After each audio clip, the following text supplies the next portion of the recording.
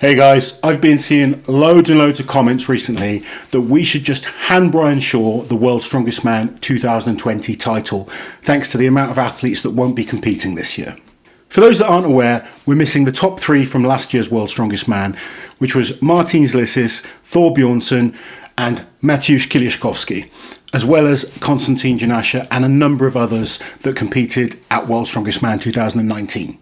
So at the same time as people saying we should just hand Brian the title, there's a number of other people saying that there should be an asterisk next to whoever wins the title this year, due to the fact so many of last year's competitors will be missing.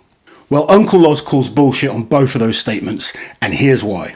So to focus on the first point that we should just be handing Brian the title, let's take a look at the athletes he is up against. First up, let's take a look at Luke and Tom Stoltman. Both of these men beat Brian Shaw last year. Luke beat him at the World Ultimate Strongman, and Tom beat him both at the World Ultimate Strongman and World's Strongest Man last year. And let's remember, both of these guys are on the up, as are a number of the young athletes that are competing at this year's show. There's so many new names, and they improve quicker, they recover quicker, they don't suffer some of the injuries that us older athletes have suffered. Then we look at one of the most consistent performers in the world. Another man that has beaten Brian before is JF Caron. Last year, JF was fourth at World's Strongest Man, 2 places above Brian. He's beaten Brian countless times at deadlift events. The last time they did an 18-inch deadlift, JF Caron placed higher. So and grip events, he's got a number of good events in this year's show. He's definitely going to be a contender for the title, and big stiff competition for Brian Shaw. Another incredible athlete, Luke Richardson. This guy is improving at a rapid speed. Just 2 years ago, he was doing his first contest. Now he's winning major titles. He's improving quicker than anyone I've ever seen. There's so much talk about him being a future World's Strongest Man.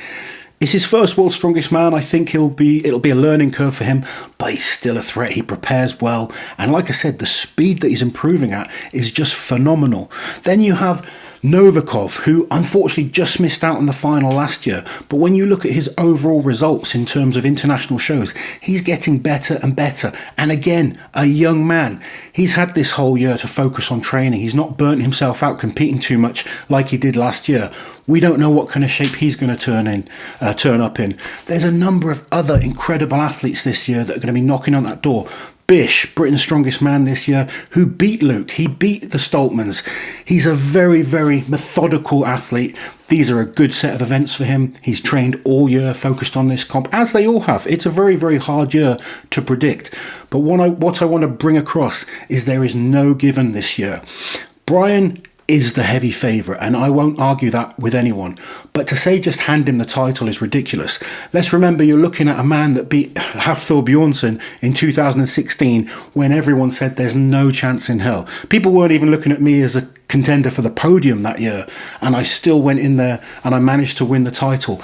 You've got 25 hungry guys competing in this competition, all training hard, all focused on one thing, that's becoming the World's Strongest Man. A lot of people have said that Brian, he's been too busy to win comps the last few years. He's had other things to focus on with businesses, sponsors, family, etc., etc. But every single athlete is in that boat. And when I look at the athletes, particularly being a former athlete myself, I kind of understand the mental side of it. These younger guys, the likes of, Bobby Thompson, the likes of Evan Singleton, Trey Mitchell, these guys without families to focus on, without so many sponsors, their focus is so laser vision. They're desperate to compete. I know from being with the Stoltmans last week, these guys are just desperate to compete this year. They've been training so hard, as has everyone. And yes, Brian's had better prep this year, and I'm sure he's going to come in shape. But I'm just putting that argument out there that there is no given at World's Strongest Man. You need a bit of luck, you need to avoid injuries, you need to be well prepared, and then you need to be the best man on the day. And he's got a great chance, but to give him the title, that's just crazy. So if Brian wins this year, he 100% deserves it. And that brings us on to our next point, which is whoever wins the World's Strongest Man should have an asterisk next to their name. So let me take you back to World's Strongest Man 2005, which was won by Mariusz Pudzianowski, and it was his third World's Strongest Man victory.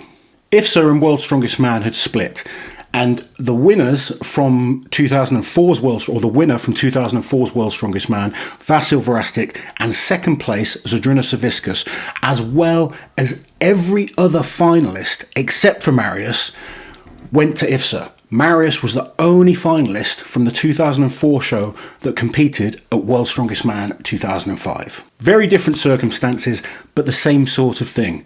And we had way more of the top guys missing in 2005 than we do this year, 2020. So why am I bringing this up? You look back at 2005, you don't see an asterisk next to Marius Pudzianowski. He has gone down as a 5-time World's Strongest Man, and rightly so. He won the title 5 times. He beat the men that were put in front of him. I have been one of those people that said he won in some weaker events, where the likes of Zydrunas wasn't there, Vasil Verastik wasn't there, a number of others.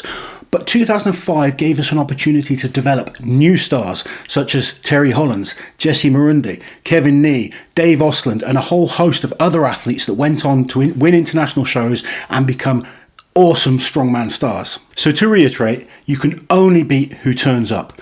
And you could say the same about every single, not just strongman event, but sporting event. There's always someone that's missing because of an injury. Someone gets injured during a contest. Someone doesn't have perfect prep. Someone's got issues going on. Nothing is set perfectly for every single athlete. We all go through different circumstances. We go through different preps. Obviously, as athletes, we want to turn up in our best shape, but life doesn't allow that always. And this year, obviously, we have the pandemic, which has made things a lot harder. People have got injured. But like I said, people get injured every year. People make mistakes. It's not always a given. And I think this year, it's actually really, really exciting. And I cannot wait to watch and see who becomes the 2020 World's Strongest Man. Whoever does deserves that title 100%. While you're here, guys, subscribe to the channel, hit that notification bell so you don't miss any of my awesome strength content.